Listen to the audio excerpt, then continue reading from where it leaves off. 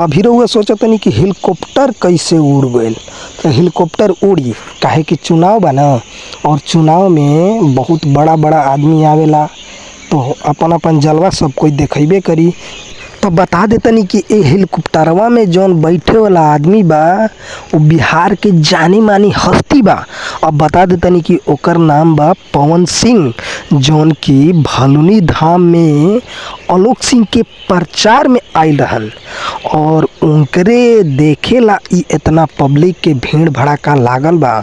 और भलुनी धाम में दिन में करीब 3 बजे पवन सिंह के आगमन भइल। और पूरा देखते बानी रउआ कि बिहार के आदमी जौन बा ओकरा में से कुछ जिला के आदमी आइल बा, कुछ रोहतास के आदमी आइल बा, कुछ अदर भी जिला के आदमी आके पवन सिंह के देखे खातिर। तो चुनाव में चौंकला के बात नइखे, काहे कि बड़ा बड़ा तो आदमी अइबे करी। चुनाव के वोट जे मांगे के बा, जेकरा पक्ष ले रही ओकरा पक्ष ले अइबे करी। तो आलोक सिंह के पक्ष से पवन सिंह आइल हुए और भाषण देके देखा हेलीकॉप्टर में बैठल बाड़े और उड़ान भरे के तैयारी होता। पंखा भी चलता हेलीकॉप्टर के, और पूरा दर्शक भी यहाँ जुटल बाड़े और पुलिस प्रशासन भी यहाँ तैनात बा ताकि कोई गड़बड़ी ना होखे।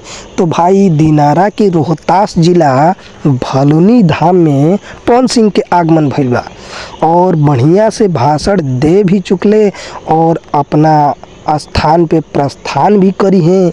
तो यही खातिर हेलीकॉप्टर में वो बैठल बाड़े। तो भाई लोग पवन सिंह के हेलीकॉप्टरवा उड़े से पहले अगर उड़ानवा देखल चाहत रह तब वीडियोवा के लास्ट तक देखा, आगे आगे होता का। आ देखते बड़ा जहाँ पवन सिंह रहेलन उनकर जलवा ही कुछ और रहेला। देखते बड़ा पब्लिक के नज़ारा और पब्लिक के भीड़ भड़का कितना बा। और सामने में देखत रहा पीछे हेलीकॉप्टर के जस्ट पीछे वो भलुनी धाम के मंदिर दिखाई देत बा, समझ में आइल। और देखा पुलिस प्रशासन के तैनाती इतना बा कि कहीं खूरखार ना होई। देखला पूरा पब्लिक जनता कितना भीड़ लगैले होंगे। ई बात से पता चलता कि यहाँ एकदम सावधानी पूर्वक हेलीकॉप्टर लैंड कइले बा और भाषण भी देले बड़े करीब आधा घंटा 45 मिनट के लपेट में।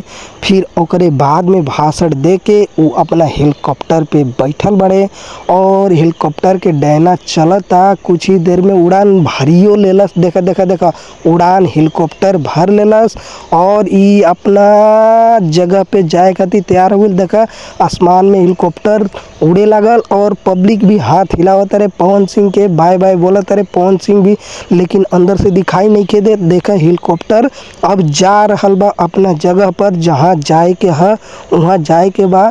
तो भाई लोग पवन सिंह के मानेला एक लाइक और एक कमेंट जरूर करके बताइए कि के पवन सिंह के मानेला के